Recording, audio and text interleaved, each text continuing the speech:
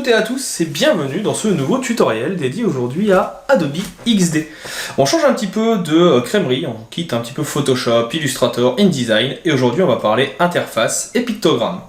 Pourquoi pictogramme? Parce que XD permet de maîtriser également le vectoriel. Donc on va voir aujourd'hui comment venir réaliser un pictogramme YouTube en fausse 3D, donc avec des ombres et des dégradés dans XD. Ce tutoriel est tiré de ma formation complète sur le logiciel, que vous pouvez retrouver dans la description juste en dessous, et sur lequel vous aurez toutes les informations. Je vous ai d'ailleurs mis un petit code promo à moins 20%, si jamais ça vous intéresse, vous pourrez ainsi avoir la formation complète. J'espère que ce tutoriel vous plaira. Si jamais vous avez besoin, je reste bien sûr disponible dans la section commentaires, la section entraide, juste en dessous, pour pouvoir répondre aux besoins. N'hésitez pas, ça sera avec plaisir que je viendrai vous aider. Il ne me reste pour ma part plus qu'à vous dire à tout de suite dans la vidéo et bien sûr dans d'autres de la chaîne si vous en avez besoin. Passons à notre dernier petit pictogramme qui va nous permettre de venir revoir un petit peu les outils de dégradé. Je vais commencer par venir réaliser un rectangle ici.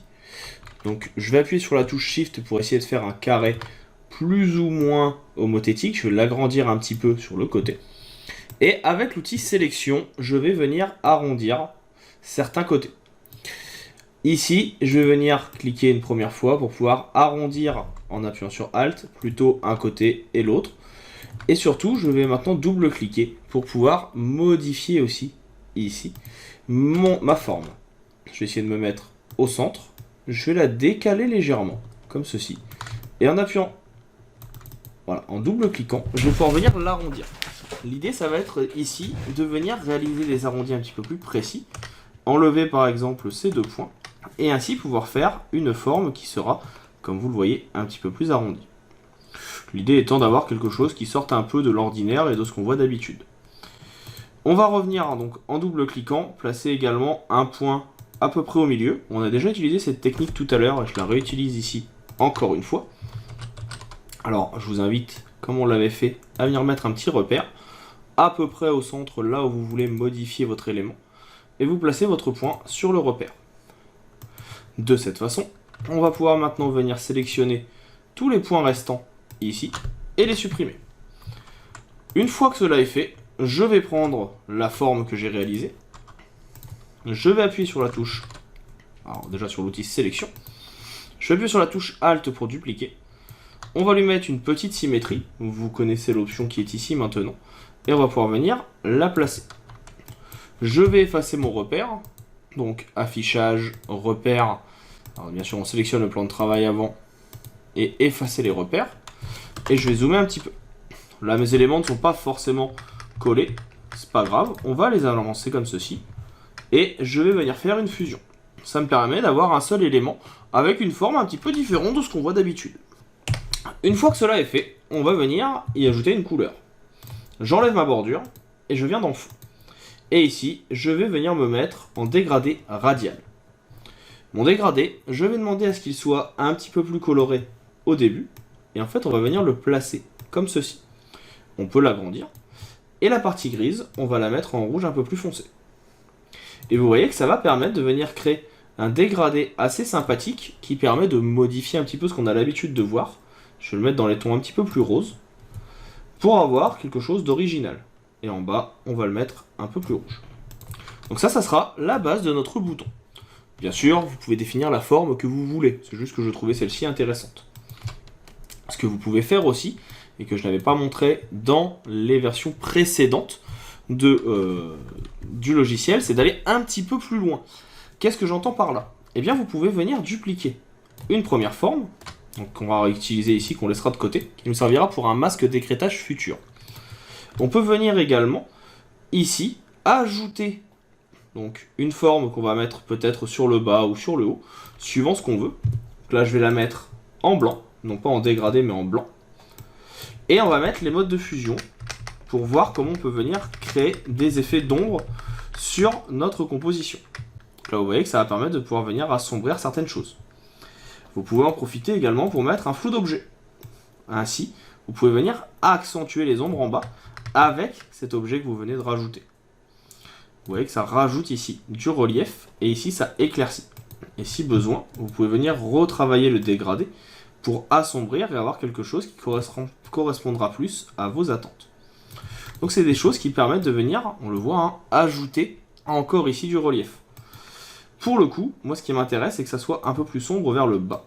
Donc je vais venir agrandir le cercle que j'ai fait, en tout cas la forme, pour ici avoir notre effet qui soit un peu plus présent. Si ça ne vous plaît pas, hein, vous pouvez le changer à tout moment. Et surtout, n'oubliez pas aussi que vous pouvez jouer sur l'opacité pour venir justement accentuer ou non un effet. Donc ça, c'est des petites techniques qui vont permettre de venir accentuer des effets. Ici, on est sur un fond qui est uni, donc le blanc n'apparaît pas. Mais si jamais je viens mettre une couleur dans le fond, il est possible que, vous voyez, il y a un petit liseré blanc qui apparaît, ce qui n'est pas bon. Pour éviter cela, ce que je vais faire, là je vais juste remettre déjà un fond blanc, c'est que je vais reprendre mon fond et je vais le remettre par-dessus. Donc là, on va le remettre tout au-dessus. Et de cette façon, on va venir sélectionner tout et faire masquer avec une forme. De cette façon, encore une fois, on va avoir un masque qui va être donc notre élément sur le dessus, qui va permettre de venir cacher le tout. Et ainsi, on n'aura plus ce problème de reflet blanc qui n'est pas très intéressant et très beau, normalement, qui va nous permettre de cacher le tout. Donc là, je remets mon masque, et donc là, vous voyez que ça permet de venir le cacher. Donc ça, c'est des petites techniques qui permettent de venir donner du relief que je trouve assez sympathique et intéressante. Maintenant qu'on a fait le début de ce bouton, ce qu'on va ajouter, ça va être un triangle. Donc pour ça, vous connaissez maintenant le bouton pour créer un triangle. Je vais rester appuyé sur la touche Shift, et je vais venir le faire tourner. On va venir arrondir un petit peu les bords. On va enlever la bordure, et on va le laisser en blanc. Et on va pouvoir venir le placer au milieu. En restant appuyé sur Shift et sur Alt, je l'agrandis, voire même, je peux venir le centrer verticalement et horizontalement. Alors là, je vais plutôt le décaler un petit peu, parce que ça me plaît mieux. Celui-ci, on peut également lui mettre un petit dégradé, qui sera radial. Et en fait, on va prendre ici, non pas du gris, mais quelque chose qui sera un blanc juste un tout petit peu plus foncé, ou un gris un petit peu plus foncé, pour pouvoir donner un peu de relief aussi à notre objet. Donc, à tester comme vous souhaitez le faire. Là, ça me paraît pas mal. On peut même aller un petit peu plus loin, y ajouter une bordure qu'on va mettre ici par exemple en blanc et dont on va baisser un petit peu l'opacité. Et donc là, vous voyez que ça va permettre de rajouter un petit peu de relief à notre objet. C'est en jouant sur l'opacité que vous allez pouvoir faire un effet plus ou moins intéressant. Plus que la bordure, vous pouvez également jouer ici avec une ombre interne. Et cette ombre interne, vous la mettez en blanc. Vous pouvez venir enlever un petit peu l'effet de flou, définir où vous voulez la placer, et vous voyez que ça vient ajouter ici donc cet effet un petit peu plus lumineux. Pour finaliser ça, ce qu'on va ajouter ensuite, c'est une ombre. Comment faire une ombre? C'est très simple. Là, je vais les faire à la plume. On va prendre notre objet, on va faire ici une ombre qui va aller à cet endroit, donc qui reprend les coins de notre objet. Ce tracé, je vais venir le mettre dans mon calque après. Pour l'instant, je vais lui mettre un fond. Je vais lui mettre un fond qui sera en noir avec une opacité un peu plus importante. Et surtout ici avec un dégradé linéaire. Ce dégradé, on va le mettre dans ce sens. Et on va faire un point qui sera totalement transparent. On vient l'adapter de façon à pouvoir créer notre ombre. Donc vous voyez que ça va très très vite. On peut vraiment créer une ombre assez facilement. On va juste passer le tracé sous le polygone. Et même, si on le souhaite, le placer avec notre groupe. Donc là, on aurait dû le prévoir avant. C'est-à-dire que j'aurais dû, ici je vais dégrouper, faire d'abord notre élément, que je vais placer en dessous. Et on va sélectionner tous nos éléments. Faire, alors pas le triangle, un clic droit et masquer avec une forme. Et comme ça, notre ombre, elle est aussi dans notre groupe de masques. Et là, on peut jouer sur son opacité. On peut à tout moment double-cliquer pour la modifier, parce qu'on trouve qu'elle n'est pas forcément au bon endroit.